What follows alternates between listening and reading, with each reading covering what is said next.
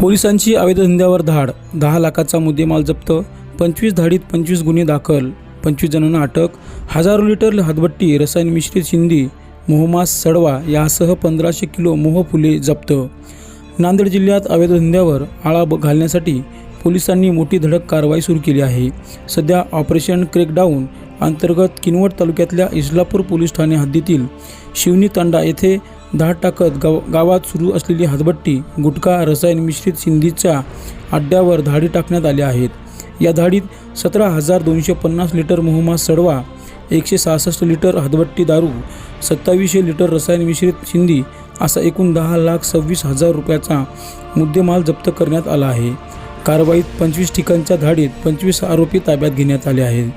त्याच्यावर 25 गुन्हे दाखल करण्यात आले आहेत. या संदर्भात पुढील तपास पोलीस करीत आहेत. यापुढेही अशा कारवाई चालूच राहणार असल्याचे अतिरिक्त पोलीस अधीक्षक अर्चना पाटील यांनी सांगितले आहे.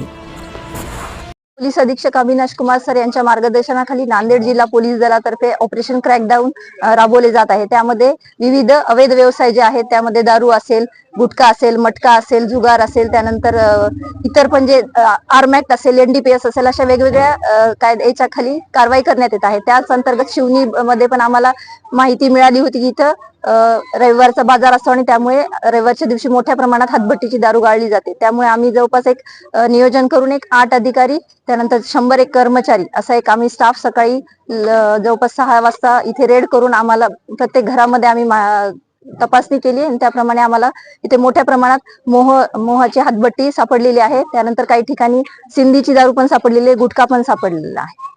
शिवनी येथे रसायन मिश्रित जे शिंदी बनवलेली जाते ते गेल्या अनेक दिवसापासून सुरू होती, पण पोलिसांना वेळोवेळी झुंगारा देत तो चालवत होता आणि तो शाळेला सुद्धा पुरवत होता अशी आम्हाला माहिती आहे.